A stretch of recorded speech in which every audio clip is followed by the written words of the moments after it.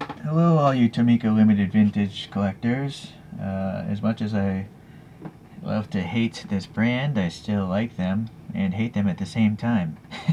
It's interesting. You just have to look up my videos to understand why. Okay, well, what we're looking at is a loose model. I don't have the original packaging, but it looked okay when I checked it out. So this is the Subaru 360 Custom, which is Subaru's way of saying it's a station wagon. The word custom, that is.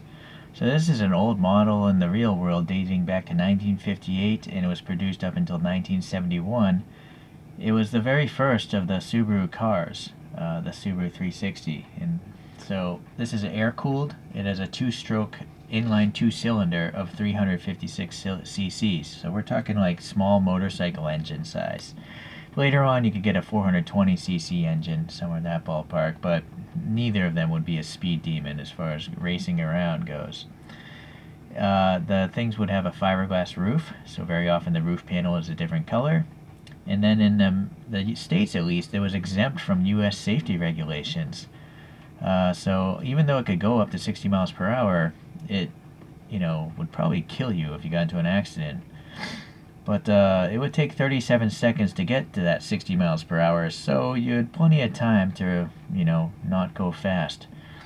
Alright, so the internet does tell me those engines were making between 16 to 36 horsepower. Again, henceforth to 37 seconds, 0 to 60. That's crazy. You can microwave a snack in a shorter amount of time.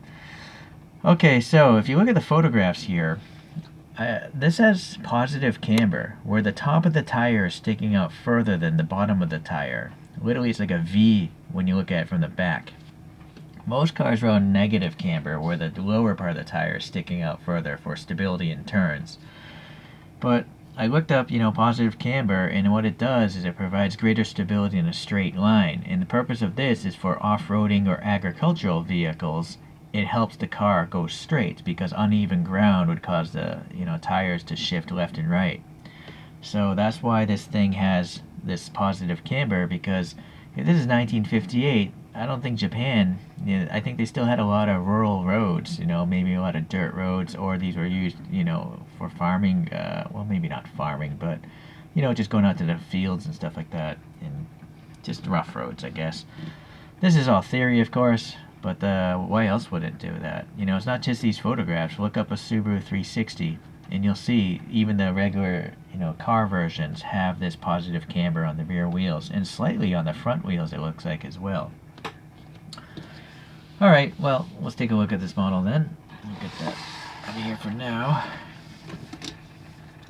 Yeah, hold on, that spinning thing just sounds like it's running on rocks, so I'll get it out of the light. Always cat here and here. I vacuumed this thing out, but just within 5 minutes, some other dust gets blown into this photo cube. Okay, well, proportion-wise it looks pretty close, because I think TLV actually gets real cars into their studios and 3D scans them or something.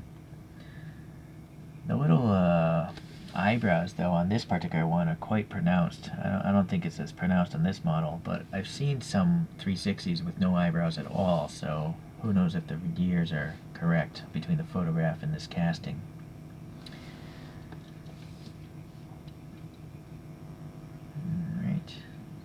The back, not so bad. It looks pretty much correct.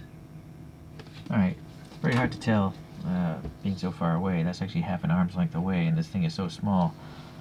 So let me get closer in on this guy. Well, there is some paint rash here, so that now leads to the question, how old is this model? This is pretty old, I think.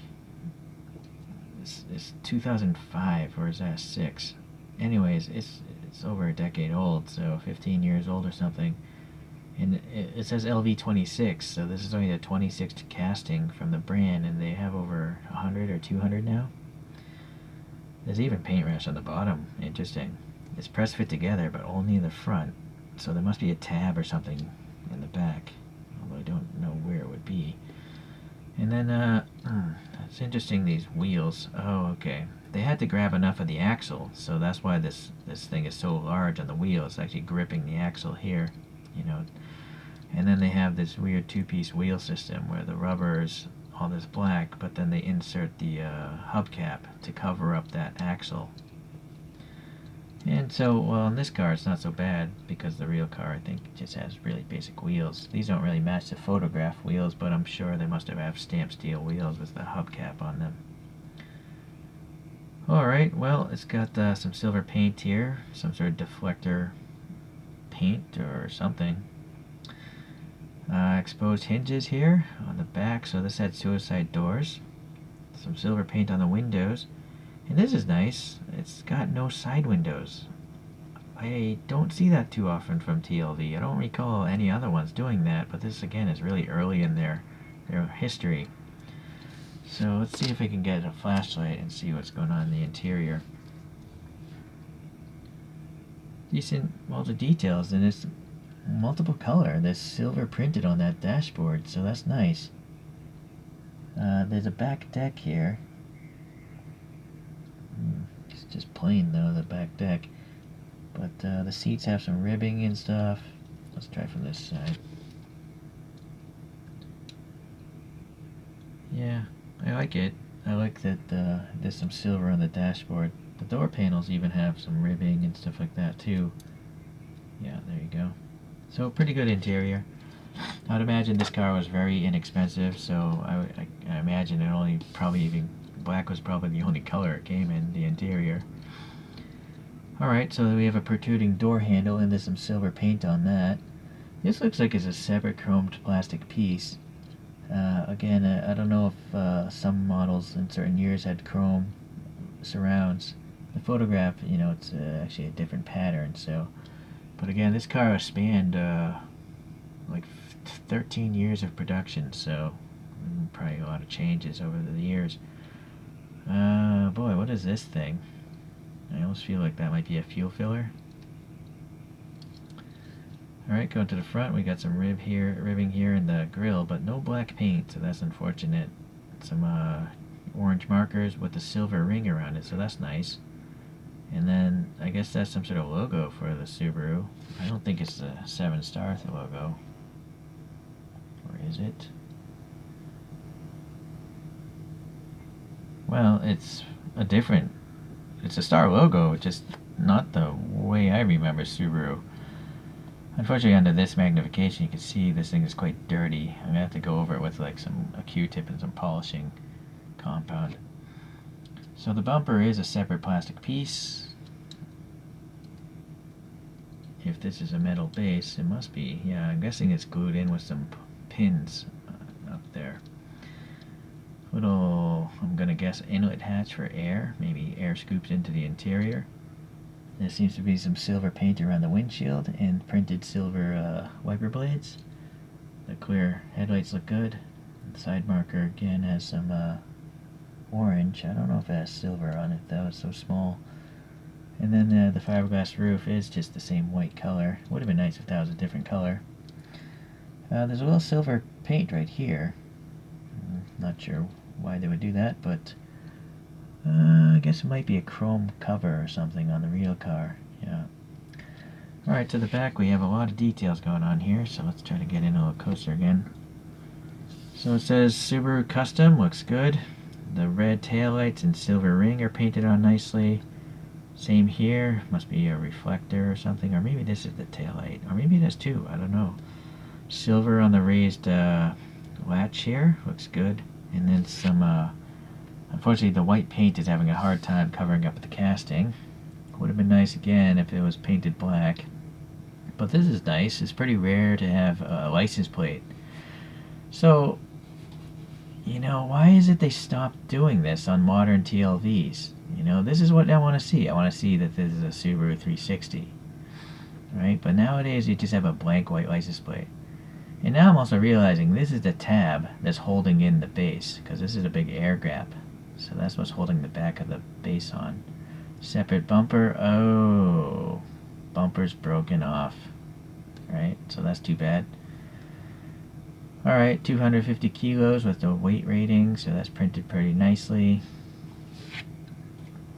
Okay, so it's a shame that the bumper's broken. They didn't even notice that. Oh well. That's a used model for you. Okay, well, all in all, it's still a pretty cool little guy. It's got suspension, the white wall tires seem okay. The tread blocks, you can definitely see them from the side, but they don't look too off-roady. Although, really, if this is an agricultural or old car, maybe it would have had some tread blocks like that. Well, look in the photos, maybe not. Alright, let's get that spin thing running on rocks back up here to make a whole bunch of clattering noises. And compared to a regular 360 that is made by Konami. So that's, I guess, I don't know if that's considered a coupe or a sedan. You know, this old Subaru. Couple other K-Class cars. This is a Mazda R360 coupe, so it's probably something competing in the same time frame. And that, again, I think, well, is this Dido? This is a Dido branded model here. And then the last one is a Honda N360 by Konami. So all these are powered by 360cc or smaller motors, and they all are fitting the general dimensions of the 360cc class of K-Class vehicles in Japan.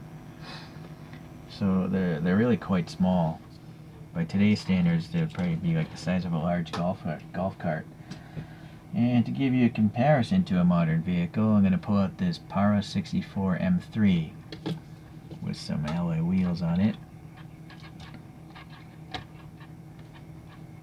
So yeah, you can see, even though that's a station wagon, it's a really small station wagon. I mean, they don't even look the same scale, right? If you got into an accident in one of these cars, like, you're dead. It's just, I think you'd be better off riding a motorcycle, because at least you might actually fly off the motorcycle into some grass or something like that. Whew. Well, I'm glad I don't have to drive one of these things around on a daily basis. Alright, well, it's a cool model. If you can get one that doesn't have a broken bumper, I think it's got a lot of details. I like the fact that it actually has a license plate for a change. So it's a real shame that TLV is skimping out on that. But this is definitely, you know, from 15 years ago. So businesses make decisions to make money. Although I do feel that TLV makes maybe too much money, considering other brands will do better jobs for less pricing. Alright, enough TLV bashing. You know I'm gonna get some more. I'm just like a complete oxymoron. I constantly bash on this brand, but then I continue to buy them. So I'm a fool. Yeah, you just watch more of my videos, you'll realize that quickly. Okay, I'll see you around, guys. Thanks.